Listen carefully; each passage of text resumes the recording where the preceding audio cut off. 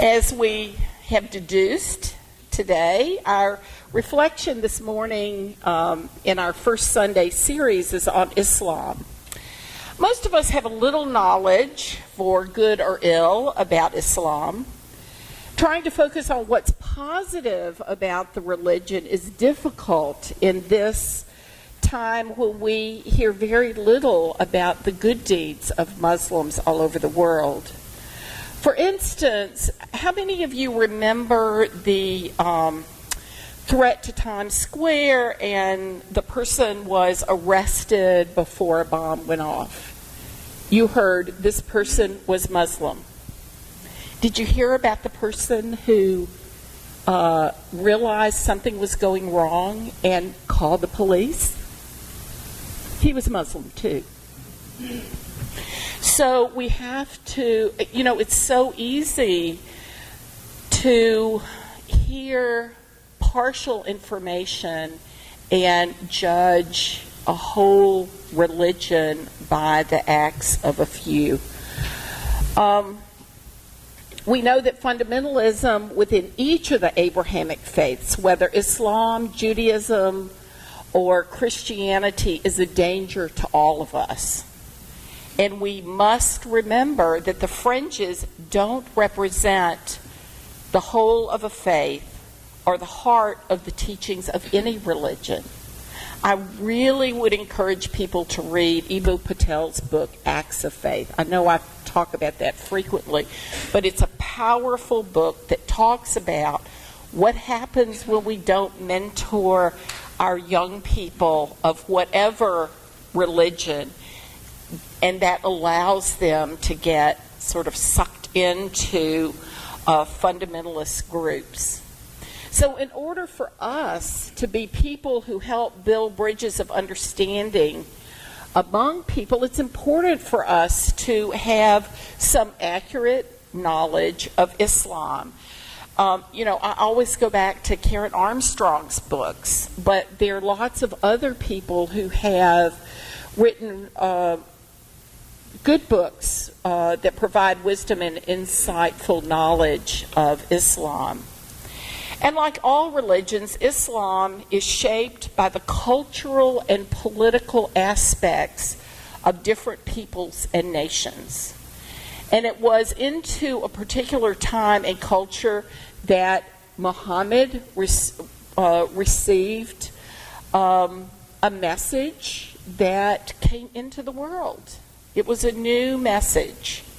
In one of my Sufi daily prayers, there's a phrase that I really love because it acknowledges the continuing insight that comes into the human family.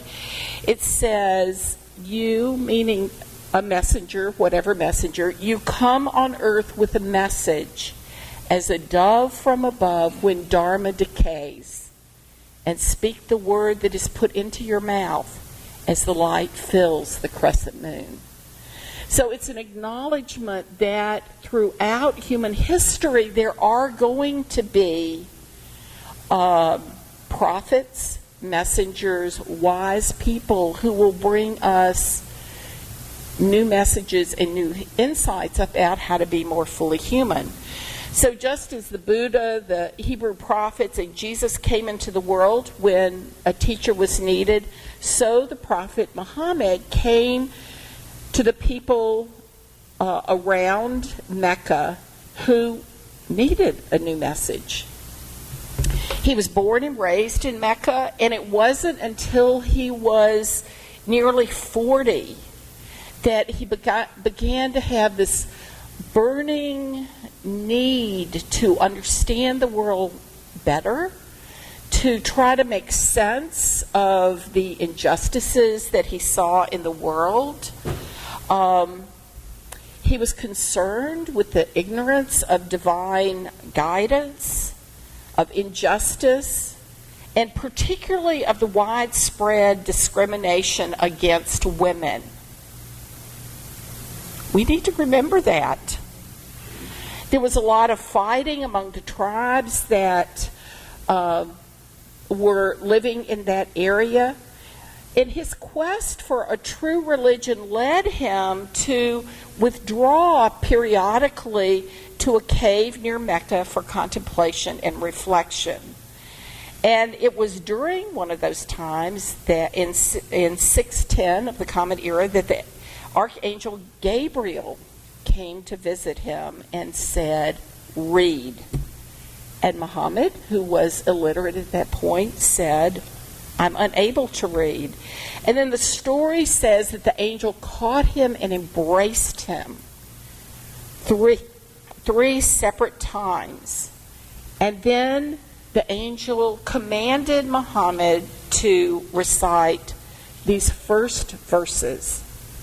"Proclaim," or read, "in the name of thy Lord and cherisher who created man out of a mere clot of congealed blood. Proclaim, and thy Lord is most beautiful who taught the use of the pen, taught that which he knew not."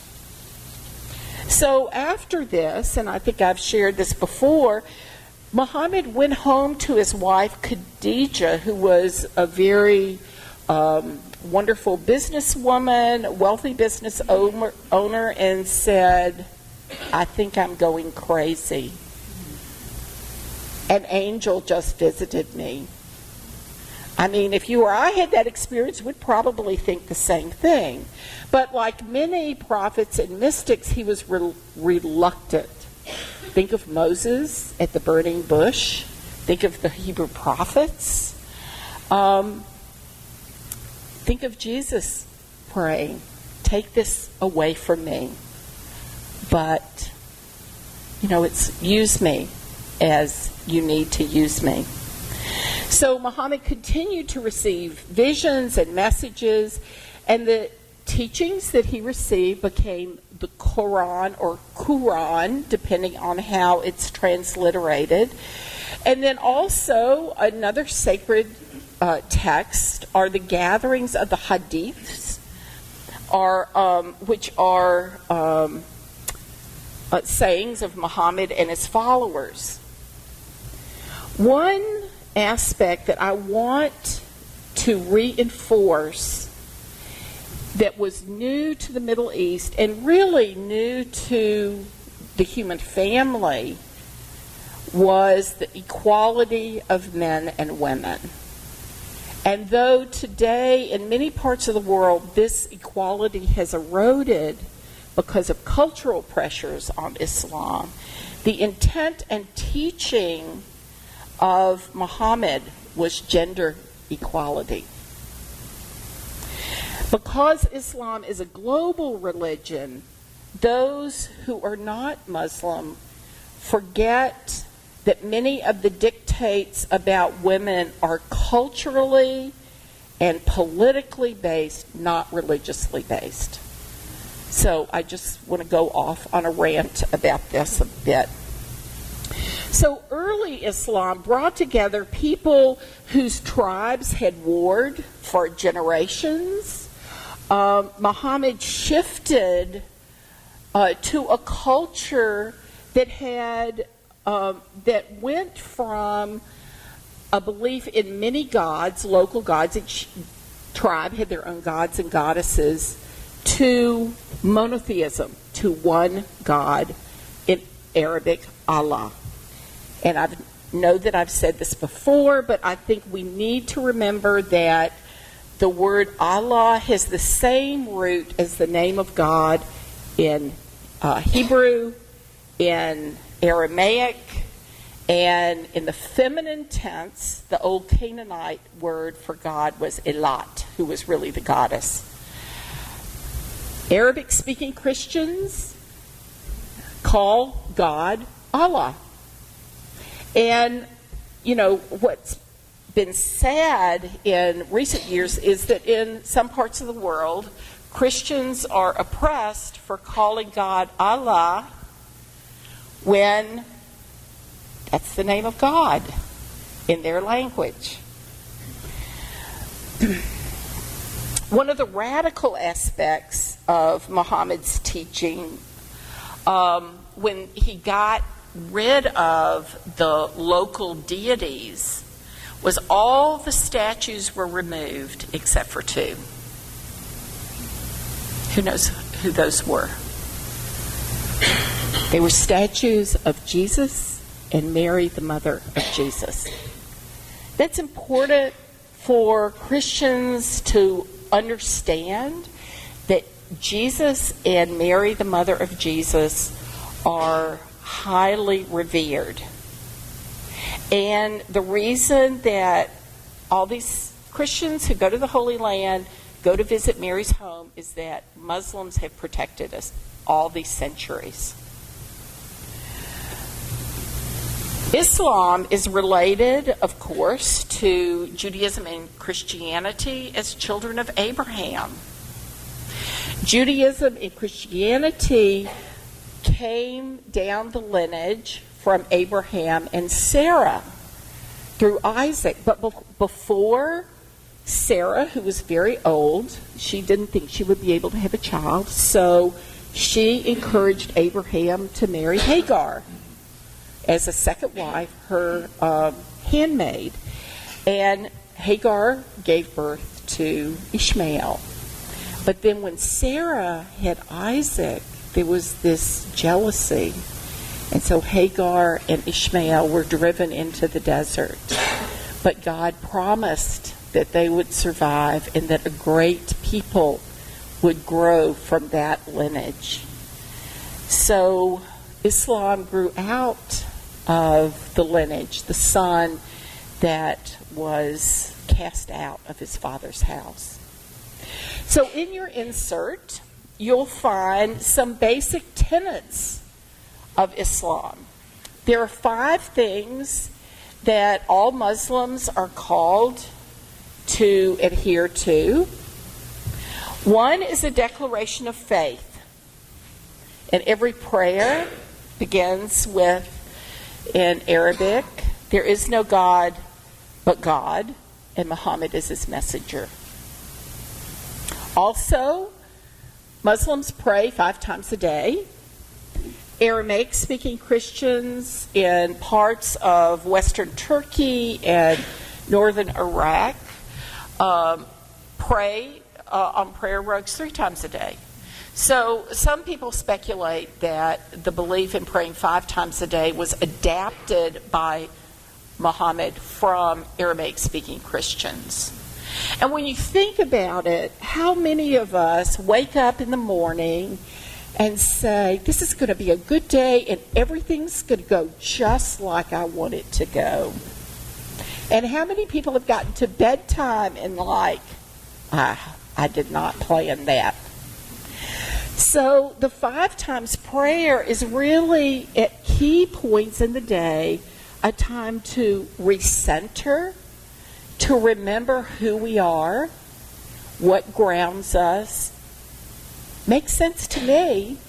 It seems like a really wonderful way to stay connected with one's belief. And for the stewardship committee out there, one of the other primary tenets of Islam is you are to give 2.5% of your annual savings to the faith, to doing good deeds. So remember that. We can use that next fall during the stewardship campaign. Also, fasting during Ramadan. That's a time for Muslims to go hungry from sunrise to sunset. And during that time, the purpose is to remember those who are hungry, to cleanse ourselves, to cleanse our egos. And one of the wonderful things about Ramadan is every evening there's a gathering, some kind of wonderful gathering when people break the fast, when family and friends get together. This year, Ramadan actually is beginning in 10 days. It starts on June 17th. The last basic tenet of Islam is the pilgrimage or Hajj. So Muslims who are physically and financially able to are called to go to Mecca at least once during their life. One of the things that I found really fascinating when I visited mosques is the way that Muslims pray. I think is a powerful message about how we're called to live out our beliefs no matter what our faith. So to kneel, to touch our forehead to the ground, when you think about it, is to place oneself in the most vulnerable position. If someone were to attack you, there's no way from that position that you could protect yourself. You have to release control and trust. So it's a physical symbol of one's surrender to the sacred, to sacred unity, to God, to Allah, however you want to talk about the sacred.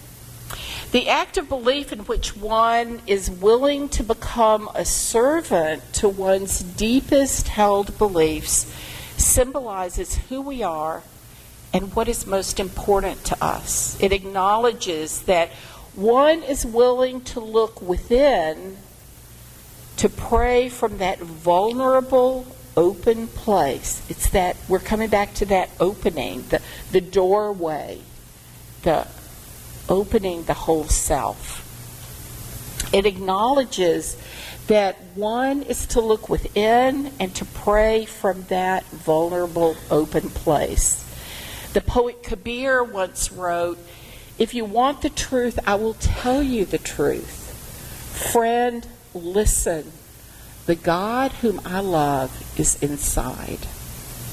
So Islam is the youngest of the world's major religions. It's still evolving, just as other religions continue to do. And like every other religion, it's been and will be influenced by the political and cultural pressures from which the religion is practiced. And like every religion, there are aspects about the way the religion is practiced that are not in keeping with the original intent of its founder. Much as we may say that there are Christians or Jews or Buddhists who are not practicing the faith as it was originally intended. The danger today in every one of the major religions is with the fundamentalists who claim to speak in the name of a particular religion. Several years ago, I was fortunate enough to be in Athens, Georgia, when Coleman Barks read some of his translations of the 13th century poet Rumi, whose words we sang a few minutes ago. Barks has, in recent years, been a bridge between the West and the Middle East. Unofficially, under the radar, but he's made many trips to places where U.S. citizens normally don't travel. On the 2nd of November 2010, Coleman Barks wrote in the Huffington Post about his experiences in Iran as an emissary from the United States.